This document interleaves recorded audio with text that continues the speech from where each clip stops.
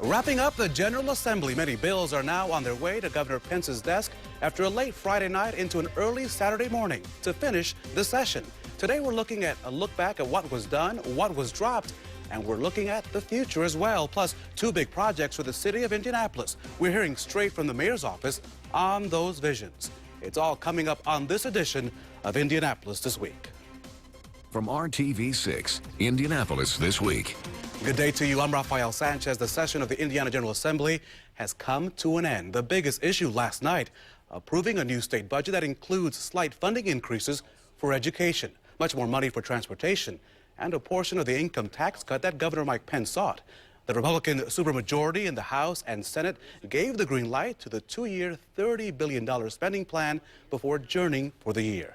Joining us now are two of our political insiders who've been following all these issues from the very beginning. Democrat Kip Tu and Abdul Hakim Shabazz with IndyPolitics.org. You know, the governor called the budget a victory. The opposition called it pathetic and a sham. Is this budget a victory, or is it pathetic and a sham? This budget is a victory not only for the governor, not only for the legislature, but also for every Hoosier who pays taxes here in the state of Indiana. If you're an individual family, you're getting money back. If you own a business, you're getting money back. If you had a loved one who passed away this year, left you a little bit of inheritance, you're getting money back. I mean, this is a victory for all of Indiana. And on top of that, a $1 billion tax cut over the next 4 years, more money for roads, more money for schools, paying down debt. What more could you ask for? I'll take that you're going to disagree to all that. Well, if you're a Tea Party Republican, you're probably happy. If you're middle of the road or you're a Democrat, you're not going to be happy. I think Governor Pence is bringing that Tea Party mentality that he had in Congress back to Indiana. It's tax cuts that are unduly for the wealthy.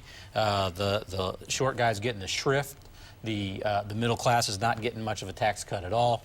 And really what we need to do in the state of Indiana is be making larger investments rather than no investments and cutting taxes. We're one of the low tax cut states. We heard all during the prior administration that we were the greatest place in the world to do business, and yet we're not creating jobs. This should have been this session should have been focused on job creation. Not one bill passed that did anything that's going to create a job. No, wait a second. No, there was a number. There's more than $100 million for workforce development to do the retraining, you know, to get Hoosiers and close that skills gap. They could have passed a bill right away to put people to work. They could have passed a bill that would have given live table games. They could have implemented the Affordable Care Act, which is going to cost 30,000 jobs in the state of Indiana. Actually, I don't buy that. The report you're citing said, they said it would support 30,000 jobs and necessarily create 30,000 jobs. I do agree with you on the table games. I do believe that the legislature should have passed a bill putting live table games. Okay, here's another one. How about mass transit? They could have passed mass transit, would have done jobs right away. Only in Indiana do we believe that daylight savings creates jobs, but mass transit doesn't. I mean, it's just pathetic. It's pathetic. You guys are having too much fun because at the moment that the session was over... It's because we're standing up today. The session was over. My email box is jammed up already with letters asking for contributions. Press releases proclaiming this as being the largest tax cut in state history. Is it the largest? And is $100 refund that we may get in 2014, 2015, is that really a lot of money? Well, I know is both Republicans and Democrats were sending out fundraising letters because now they know Hoosiers have Hoosiers have more money in their pockets because of all the tax cuts. So that's why they're asking for. But is $100 a lot? I mean, the more money you make, the more money tax cut you get. So if you're doing well, you're doing more well. But also right? the more taxes you pay. So again, forget that part of the equation. This is not for the middle class. This does not create jobs. Austerity hasn't worked anywhere, and it's certainly not going to work in a state like Indiana. They should have been focused on job creation, and they were not. Okay, let's talk about some other of the hot issues, which you've sort of mentioned in your opening remarks. The issue of vouchers. There's an expansion now of the voucher program that will allow more young people, more families to make a choice. Good or bad for public education? Is this a good public policy or not? Well, it's unquestionably bad for public education. Of course, the debate is really about whether it's good for kids and parents, and that's going to open a debate. We're going to find out what the result is. But what it really is, it tells a lie, I guess, or it exposes the lie of when the vouchers originally passed, when they said this is going to be small, it's going to be targeted, we're only helping poor kids. Now it's wide open. And the door's wide open, and we're going to have two systems of education in this state. We will not have two systems of education. You know, well, for some strange reason, people think that the job of schools and education is to employ adults. The job of schools and education is to educate children. And I believe in publicly funded education, not public education per se. Which means if I got a kid who's in a bad school and another school works better for them, then we should help them get into that school. You may have a, Don't disagree with the point that he made with respect to we need to get kids out of bad schools into good schools. But this particular proposal allows a kid from an F school to go to an F school, private school. So it really isn't about improving the schools. It's about getting money to private schools. It's about the privatization of public education. Okay, so let's move on. Let's move on. Let's get on the train, on the mass transit bill train, which at the beginning of the session appeared to be going somewhere, but then it turned into one of these horrible Hollywood movies where the train reminds me of the Addams Family. Yeah, or the Silver Streak, where the train just sort of derails. The mayor of Indianapolis wanted this bill. That was his first thing he did when he won his second term. What happened?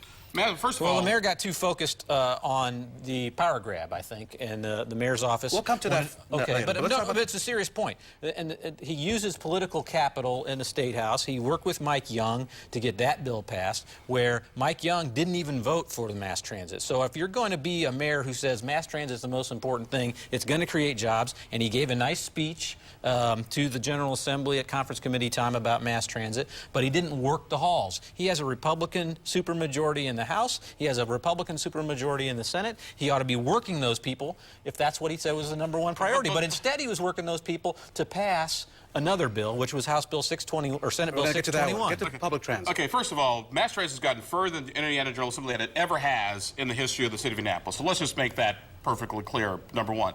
Number two, it wouldn't be on the ballot until 2014. So there's still ample time to work out the differences and get things on the ballot. And also to say the mayor wasted all this political capital, I would argue part of the problem, if Democrats have spent as much time, helping convince their Republican colleagues to advocate for mass transit as it did to protect 4 part-time politicians, then maybe mass transit might have actually gotten somewhere. You're talking about the... Who has more ability to convince Republican legislators, a Republican mayor or Democratic legislators? Your point's just absurd, and it's absurd. And is it a setback for Mayor Ballard? Because I recall that the first thing he did after he won re-election, the next day he went to the State House and said, I want mass transit. Yes, he did. Yeah, and last year he didn't get it. This year he got a little bit further. Mass transit has been an ongoing process, and there's no reason why he may not have better luck the next time around. The other thing you guys love to talk about, of course, are the 4 at-large seats for the Marion County City Council. We're going to lose them? They've been eliminated as long as the governor signs the bill.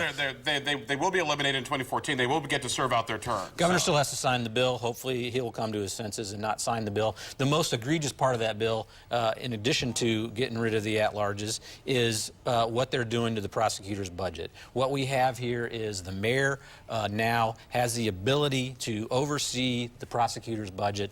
That is a dangerous thing. No, all the bill does is basically says you have to live within your means. No, it doesn't. No, what it says is you come back twice a year. Here's what you plan to spend. Here's our revenue projection. If our revenue doesn't match up with your projections, you can't spend the money. That's political spin. That's not political it's spin. Political That is exactly what the bill says. When you have a prosecutor, if he has 4 death penalty cases, he can't live within his means. He has to take public safety in account first. But all the prosecutor has to do is go back to the city council and say, hey guys, what if he has I need extra money for XYZ trial. They appropriate it. You still live within your means, you're fine. Let me interrupt you, because I'm the host. Why not allow the voters of Marion County to decide whether or not they wanted these 4 positions? And if they didn't want them, we get rid of them. Why are we letting the legislature decide what happens in Marion County? Why not? It's not happening in Vanderburgh or in Howard or in Delaware County. You see, but here's the thing, what people forget, Unigov, which and we should point out that those counties have different government setups. Because Unigov is a creation of the legislature. It was the legislature that created the 4 at-large seats. But answer my question. In the first place. Because you know what? Because what the legislature can give, the legislature can take away. It is just that simple. So every other city in Indiana has at-large members, so it is ridiculous to say because of Unigov it's unique. And by the way, Unigov also didn't go to referendum, but now in almost every other place, if people want to consolidate, if they want to merge, there's referendum language for all that stuff, and not for Indianapolis. We have much more to talk about. There's still much more to talk about the session. Kip and Abdul will be right back with more hot topics after the break. Welcome back to Indianapolis this week. Our political insiders are feisty this Sunday morning, and since we're getting so close to the month of May, we should point out that Indianapolis Motor Speedway is going to be getting $100 million. What do you make of that? They're getting $100 million, but it's not a direct grant. It's a loan. It'll be paid back over 20 years, $5 million a year, and also paid back with interest. I was on the phone this weekend with Senate President David Long, actually talking about it, and a lot of lawmakers are very happy with it. They actually called it a better deal, for the IMS and the state than the deal that was done for Lucas Oil Stadium. Is that like TARP, where you give a loan and then you have to pay it back? Yeah, you actually have to pay the loan back, unlike what we do with some of the other sporting facilities, where we just basically give people money and give it away. Now, the IMS, the Motor Speedway, is a big deal here in Indianapolis, a very important economic engine. Not only does it help the Motor Speedway, but also some of the smaller racetracks in and around Indiana through some work with the Economic Development Commission. Was this an investment? I mean, let's be clear. The Indianapolis Motor Speedway, we are the racing capital of the world. So, I mean... I think most people in the General Assembly very strongly support Indianapolis Motor Speedway, or some folks have voted against it, I think, for reasons that are sound, and that is what's the priorities we have here. And we have funded Lucas Oil Stadium, we've funded Bankers Life Stadium, and now we're going to be helping with this stadium as well. It is a great economic engine. I think on balance it's a great idea to help them. Motorsports is getting more competitive all over the country, and we need to stay competitive and get ahead of the curve with respect to that. But we also need to do the other unmet needs, and I think that's what Democrats have the problem is, where are our priorities? Let's talk about gambling, because that industry in Indiana has really... We like to think of it as gaming. Or gaming or gambling. I'm the host, I get to choose the words. What do you make, though? I mean, so far as what happened in this session with gaming, Abdul? Well, like I said, I was disappointed that the lawmakers didn't go ahead and create live table games. Some people said by having a live dealer instead of a computer, you're expanding the game. And even though we just let you sell lottery tickets until... He called it job creation.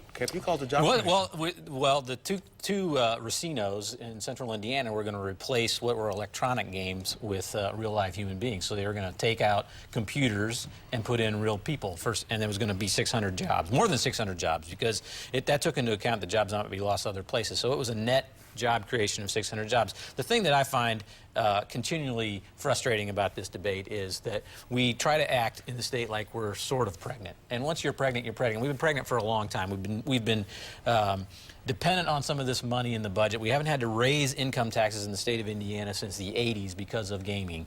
And it seems to me that they should make sure that the industry is still competitive with the outside states. And they did not do that with respect to allowing Footprint, which would let the boats go and build a land-based casino, and they didn't let the two racinos have live table games. And we're going to stay away from the pregnancy analogy, because that cost a candidate his job. So we're going to get away from that. There was a supermajority this year, no doubt, right? Are they now invincible based on what happened over the last 4 months? Is this now an invincible supermajority? Are they here to stay? I don't think anybody's invincible. Politics, anything can happen at any given moment. I do think, based on what they've done, when folks started to go back and run for election in 2014, a campaign slogan that says, hey, I cut your taxes by $1 billion, gave you road funding, increased your road funding, more money for schools, and paid off debt, and kept a budget surplus, I'd take that record any day. I'd say this. Speaker Bosma ran a very good session this year.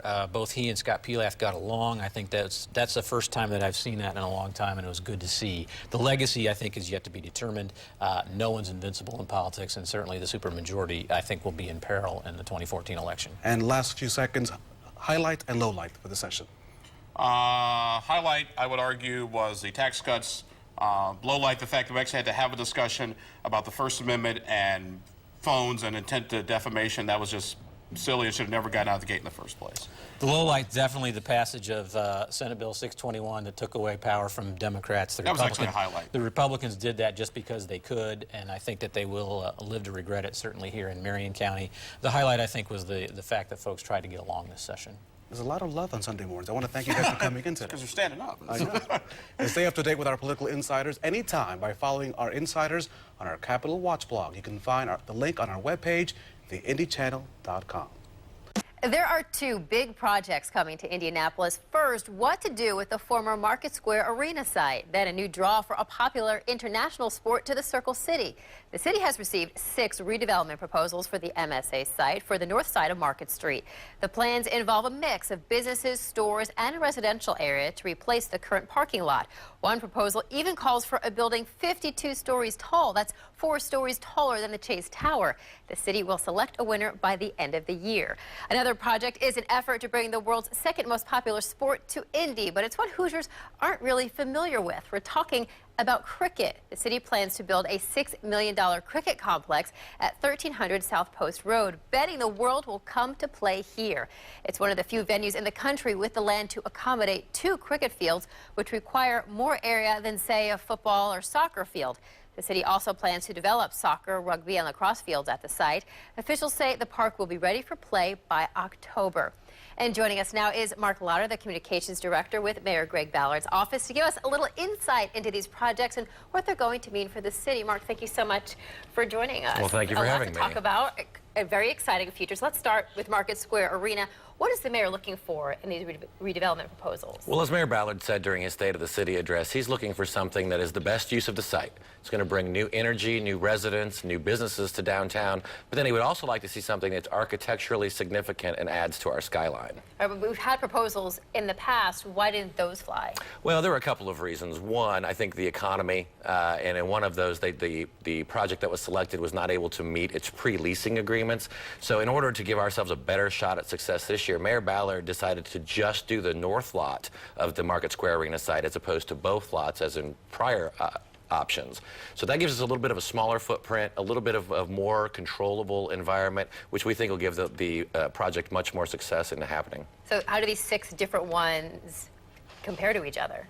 Well, they range in from 8 stories to 52 stories in height. So there's a wide range. They're all mixed use, which is very important. So all of them are going to contain a retail component, maybe some residential, maybe some office, or a mixture of any kind of those 3. The key is the best use of that space. We want to bring new residents to downtown Indianapolis, but we also have to bring the amenities that people who live downtown expect and want. So if we can get both of those things together, I think the height of the building will be worked out later. The key is to get the right mix of tenants in that building. Yeah, that's a huge difference. What does the mayor think about having a building, 52 stories high? Well, I think if the market thinks it can do it, if they think they can lease the building, fill the building, they can do it in a cost-effective way, but also do something architecturally significant, that's something we would take a look at.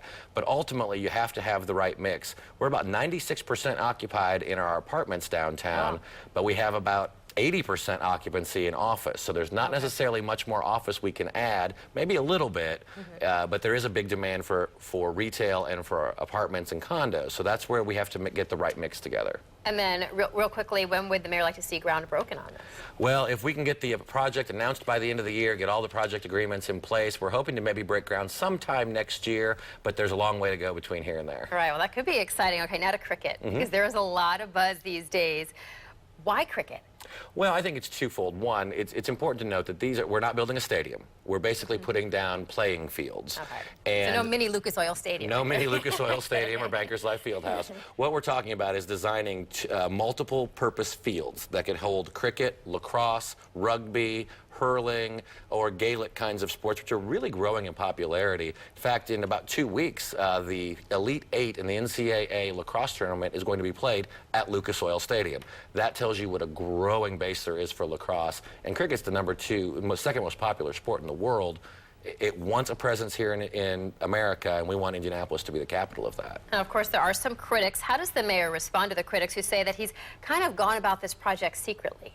Well, I would disagree with that. We've been talking about this project for years. In fact, it's been under construction since 2009. We've already hosted 2 cricket tournaments on the site each of the last 2 years. We had a hurling tournament there last year. So there's been activity there. We're growing that project because what the international federations are telling us is that they need a place in the Americas where you can do multiple purpose sports, where you could add seating.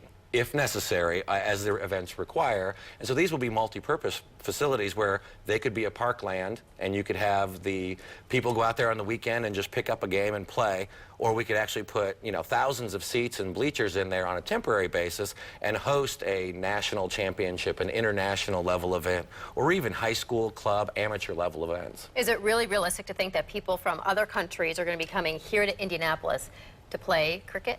I think it's very reasonable on two fronts. One, I think we will, with a internationally sanctioned and approved field, you can attract international teams or national teams from other countries to come in here and play. But more importantly, when places like Roche, Lilly, Dow AgroSciences, when they're hiring some of the best and brightest minds in the world, and many of them come from countries where cricket is very popular, that helps them attract workers. It helps attract investment from companies where the leaders or the regional leaders of those companies might be very familiar with cricket. And if they become familiar with Indianapolis, that puts us on their map. So it helps us in a variety of different ways. That's true. We'll have to see what happens with all this. So many exciting things that could be changing the landscape of downtown Let's Indy. hope. All right, Mark Lauder, thank you so much for joining us today. And Indianapolis This Week will continue right after the break. Check the calendar. Tomorrow marks a big day for a lot of students across Indiana because I-STEP testing begins. Students involved in the testing beginning tomorrow will be those between the grades 3 through 8. Now, here's a few tips to make sure you stress with your kids to make sure that they're ready for that big day of testing. Get some good night's sleep. Children should have at least 8 hours worth each night. Eat a good breakfast before school. And make sure your child gets into school on time. And also make sure there are no medical appointments during the testing time. Parents with any questions about testing are asked to contact their school and speak to the principal. And that's it for this edition of Indianapolis This Week. Thanks for joining us. I'm Rafael Sanchez. Have a great day.